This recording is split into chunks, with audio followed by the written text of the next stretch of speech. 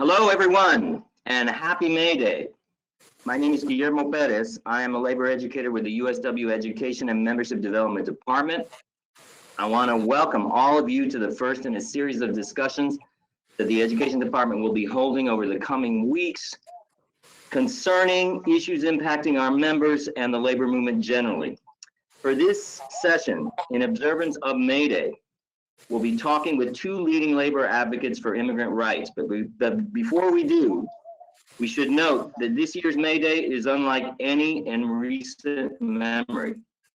In some ways, it looks much more like the original May Day in 1886, when at the urging of the Federation of Trades and Labor, that was the predecessor to the AFL-CIO, workers were asked to defy their employers and enforce an 8-hour workday.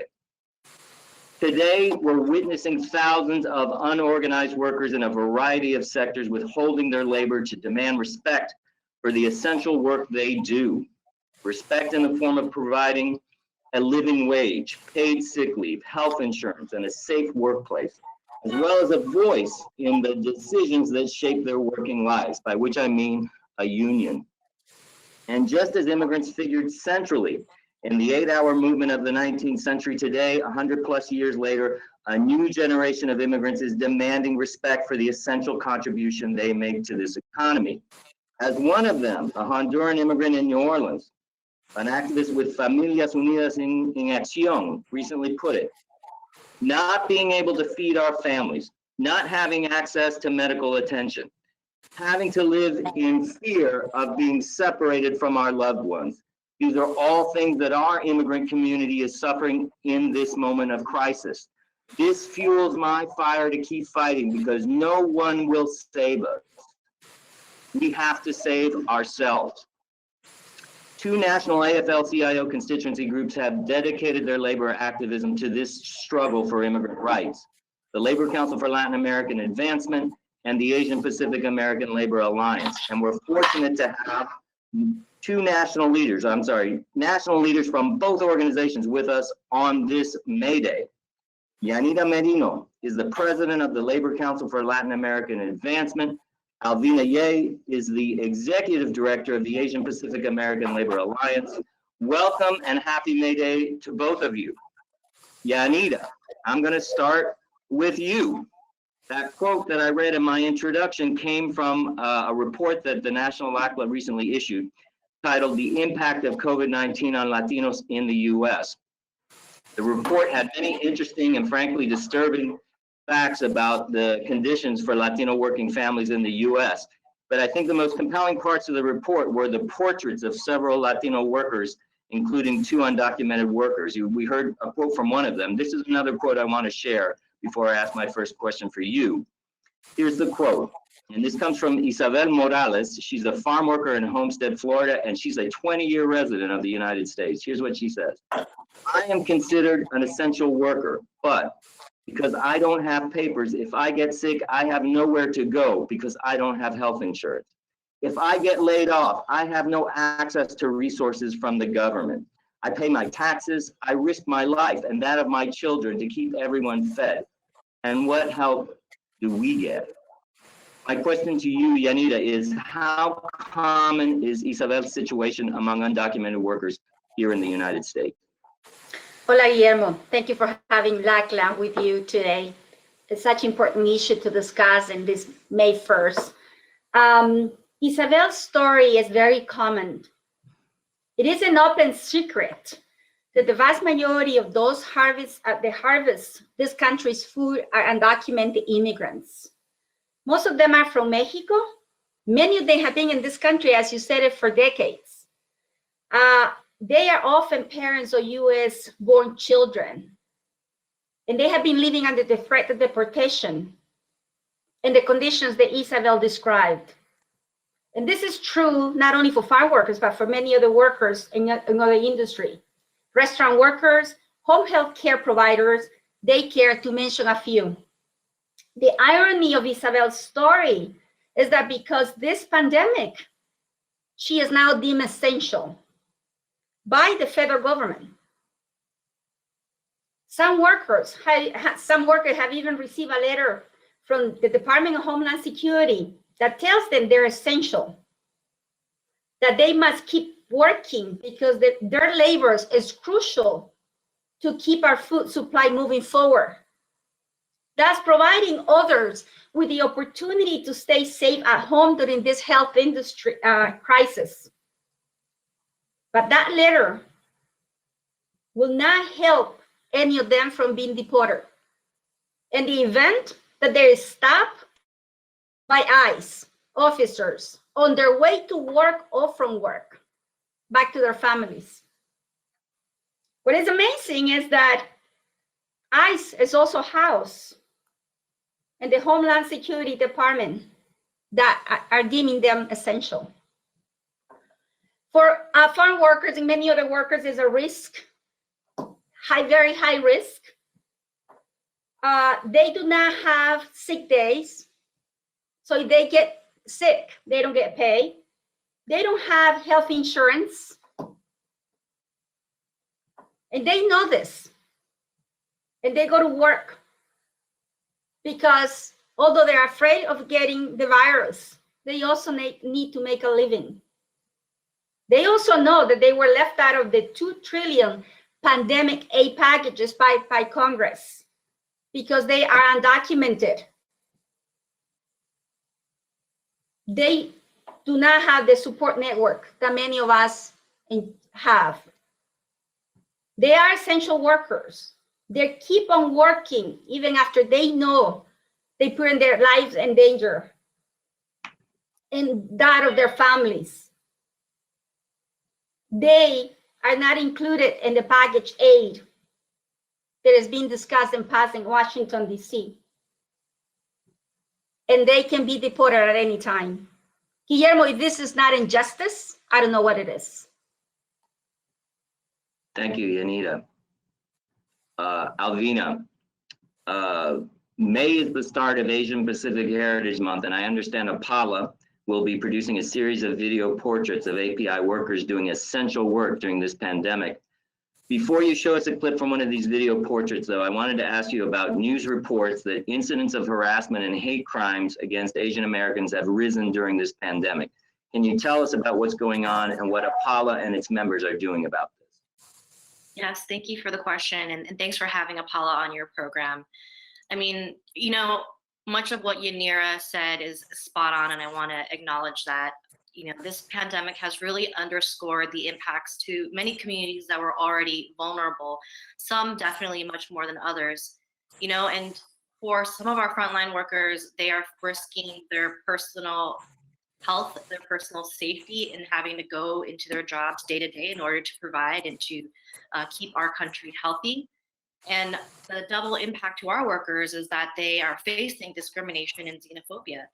And the unfortunate thing is that a lot of folks up and down the pipeline, we've seen politicians, we've seen local elected officials, labor leaders even, really use and reinforce xenophobic language and stereotypes, which has a real world impact for our workers.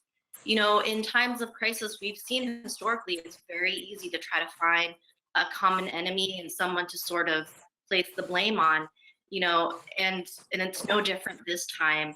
On one website alone, we saw just last month over 1,500 reports of hate crimes and discrimination. And that's from people who feel comfortable reporting those incidences, right?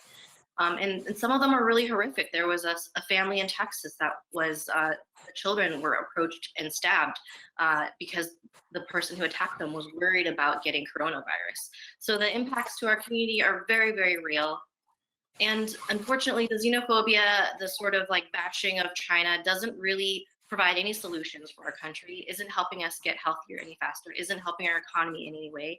And it's a distraction, it's just creating more fear in our community. So we want to make sure that we are highlighting the stories of our workers, highlighting what's happening to these workers, uplifting these incidences, while also creating a space to advocate for our workers for the legislation that they need, for the protections that they need on the job.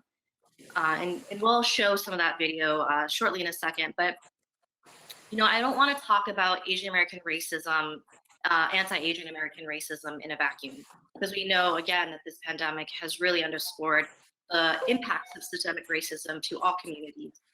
And there's been a disproportionate number of Black and Brown communities that have been impacted health-wise and economically, right? And so we need to talk about how we build interethnic solidarity, how we talk about how folks that are incarcerated and in detention centers are especially vulnerable, how, as Yanira mentioned, immigrants have been left out and ignored from the legislation, and if you're in a mixed status family, that you are ineligible to receive some of those benefits.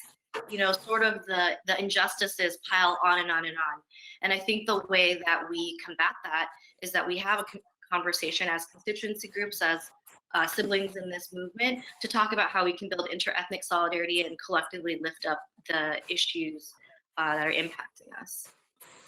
You'll see on the screen, we have a flyer that is wash your hands of germs and of xenophobia, which is a poster you can go to our website and print out and post in solidarity.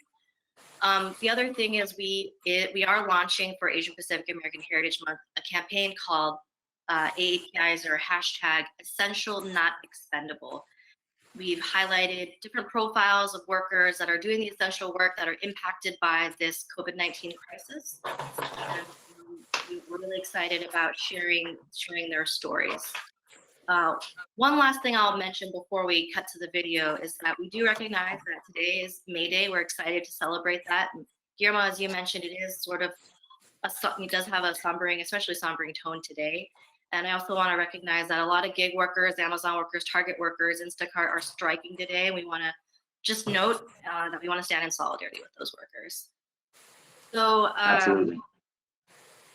I will pause here so we can cut to the video, and if you want more information about the campaign, our website is apalanet.org, apalanet.org, and you'll be able to see our videos and sign up to get the toolkit to download and share the materials. So I'll stop there. Thank you. All right, so I'm Angel Sherborne. I am an EBS technician worker at Swedish Medical Center in Seattle. I work for the COVID station at the hospital, and we are the one who cleaning and discharging the room. Since the outbreak, they cannot provide N95 for us. We feel that we're not protected, and that is because they do not know the value of our job. They do not think about why we have to risk going into this room every day. My job is critical to stopping the spread of infection for this COVID. As a leader in my union, it is my role to be the voice of my coworker. We need to make sure that the hospital provide us the right PPE. As a healthcare worker, we want to save lives in the community.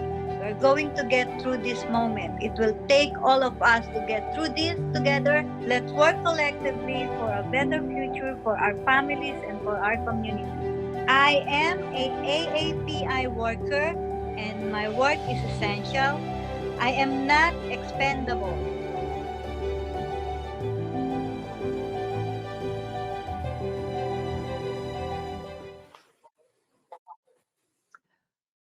all right, so we want to now get to some questions that were that were submitted for the webinar today. And the first question I have comes from Hugh Tran. He is a member and activist with USW Local 13-1 in Houston, Texas. And here's Hugh's question for the two of you. As a representative for the Vietnamese at Layman's Gasket, I would be interested in knowing what we are doing to educate the labor movement to build tolerance and combat racist stereotypes. And what is the labor movement doing in general to expand resources as far as providing union materials in languages other than English for members for whom English is not their first language? I've been a union representative here for 5 years, and it's very rare that any union-related communications from the upper levels or labor councils come in any other language than English, but we all are part of the same labor movement. So Yanira, I'm gonna start with you, and then we'll ask Alvina to jump in as well. So this issue of language access is an issue that unions do struggle with. I mean, that's, in my experience, we see that in a lot of parts of the labor movement. Thank you for the question. That's an important one, as Guillermo is pointing out. The constituency group, and it's 6 of us in the AFL, APALA and LACLA, actually are part of a group where we come together. We working very hard in these issues. We working in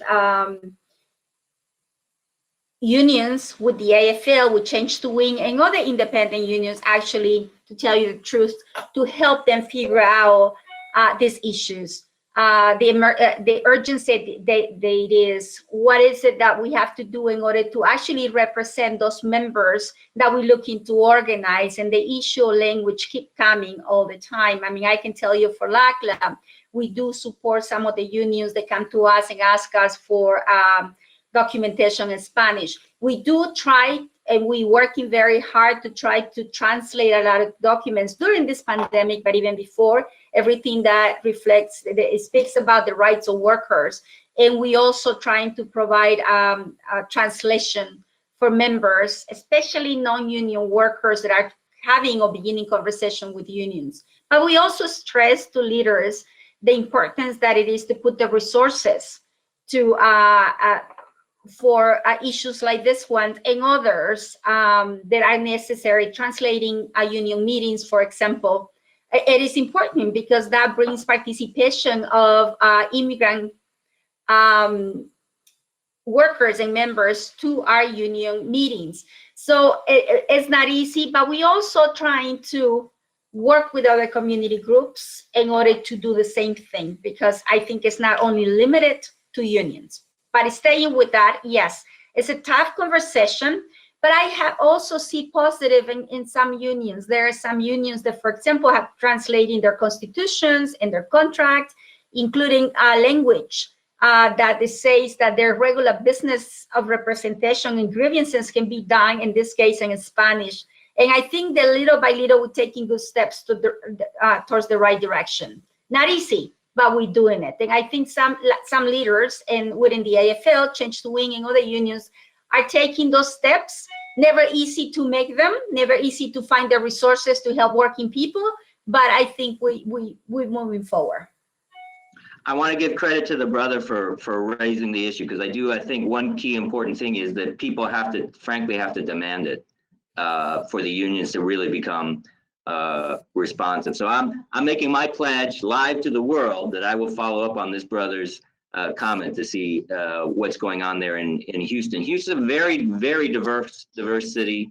So I gotta believe that there are resources there. And I know we're working on getting our LACLA chapter up and going in Houston again.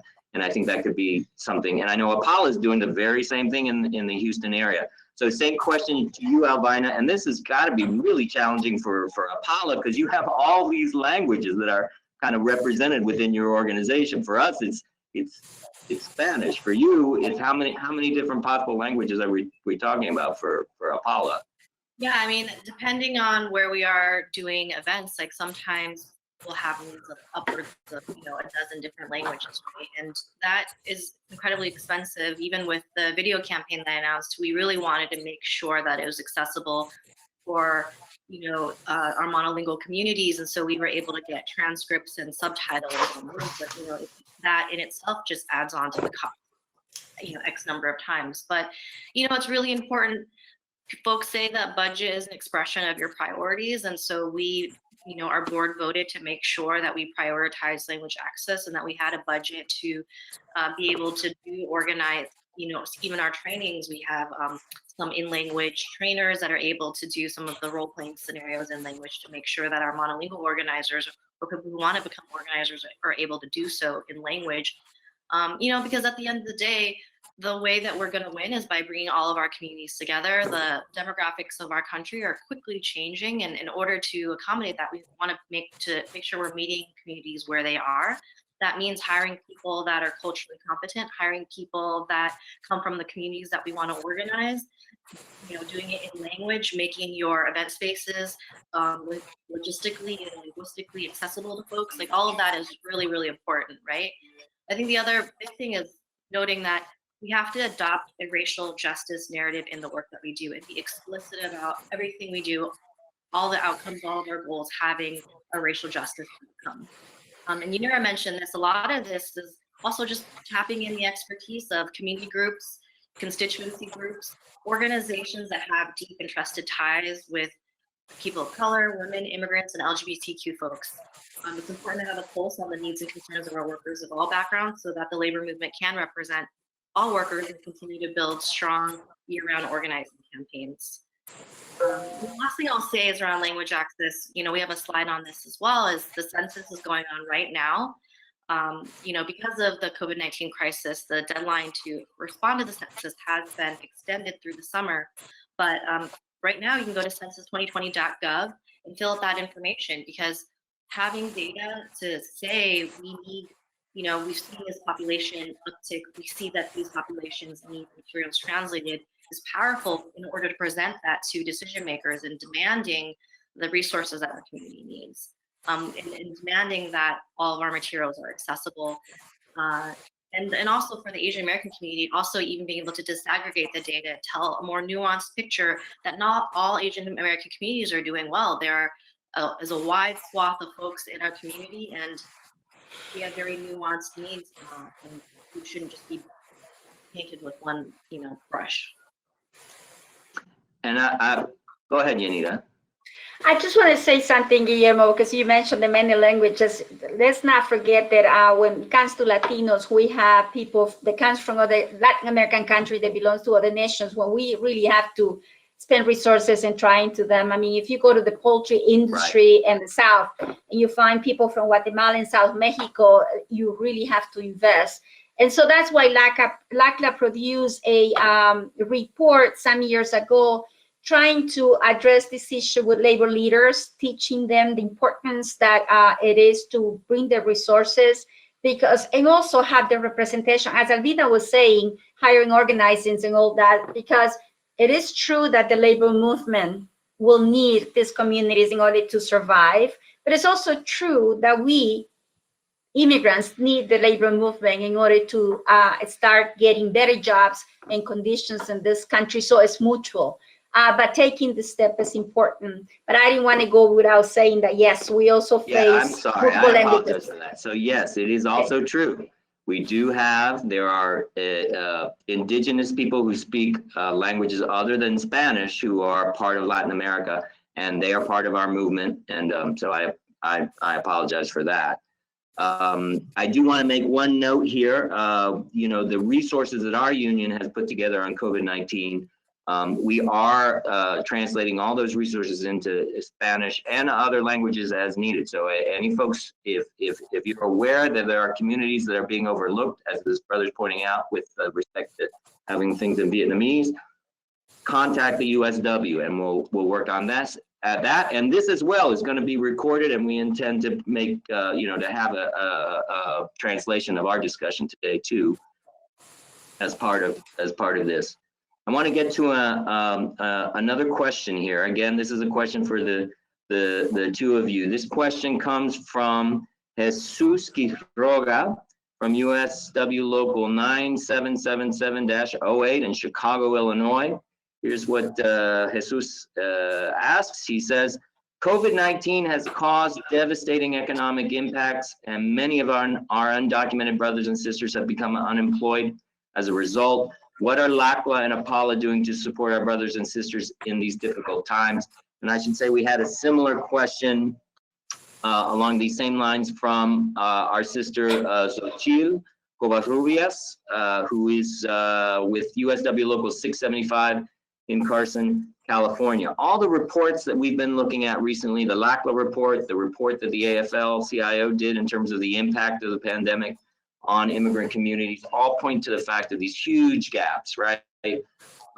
Especially for undocumented people. They won't have access to the cash assistance. They won't have access to the unemployment, right? There's you know, they can't access health insurance or Medicaid. So you know, this is the situation for them is frankly extremely dire. So I'm going to ask both of you to try to respond to this. What is it that our constituency groups can do to try to address this really, I mean, things are tough for everybody right now, all working people. That these folks, I think it's in your report, Yanita, that they had the one family said, we're less concerned about the virus and more concerned about where we're going to get our next meal. I mean, that's the situation that people are confronting. So, Alvina, why don't you, how is Paula trying to respond to the situation for the undocumented right now? I mean, it's really difficult when immigrants are once again used as a bargaining chip in legislation. We've seen a couple bills passed now, and undocumented immigrants, mixed status families have been left out of any kind of economic relief. And now this is the community that still desperately needs help. And I don't, unfortunately, think there's a lot of political will to pass any kind of legislation to support these folks. And I think it's going to take political courage on behalf of our lawmakers, and it's up to groups like us to try to hold those folks accountable and continue to lift up those stories so that we won't let them get off easy and just forget about these communities. You know, on the local level, our chapters have been promoting mutual aid funds and trying to figure out different funds to support undocumented folks that are either from different nonprofit organizations. Some chapters have been moving all of their chapter funds into mutual aid funds for vulnerable communities. So they're, you know, one-to-one individual level, small level things that we can do, but it's really difficult because we really need wide scale support. You know, frankly, some states like California have decided that they are going to provide funds for undocumented workers, but unfortunately that's not the case everywhere. And before I move to Yanita, I do want to say the sister Xochitl, she's from Carson, California. She's also the chapter president of our LA chapter of LACWA. And I know that their chapter is doing quite a bit of what you're talking about in terms of trying to get resources through community organizations and other kinds of community-based programs to try to get resources to undocumented families. And here, I'm also a LACWA president of the chapter here in Pittsburgh. We've spent the last 2 years raising money for a bond fund to help reunite families, get people out of ICE detention. And now we did exactly what you said. We drained the treasury and moved all of that money to the community organization that is providing, you know, food and cash assistance and all of that. So in the absence of legislation at the federal level and at the state level, at the very least, you know, there is stuff on the ground. And I know that steelworkers do a ton of community work. So I would really encourage all those folks out there, get involved in the community, you know, raising money and resources for food pantries, other forms of assistance that these families can actually access. Yanita, besides doing, as you say, LACLA chapters, you describe LA in Pittsburgh, so many other chapters are doing that locally, working with community organizations, but also working and spending some time on actually focus on why is it that we are impacted the way that we are.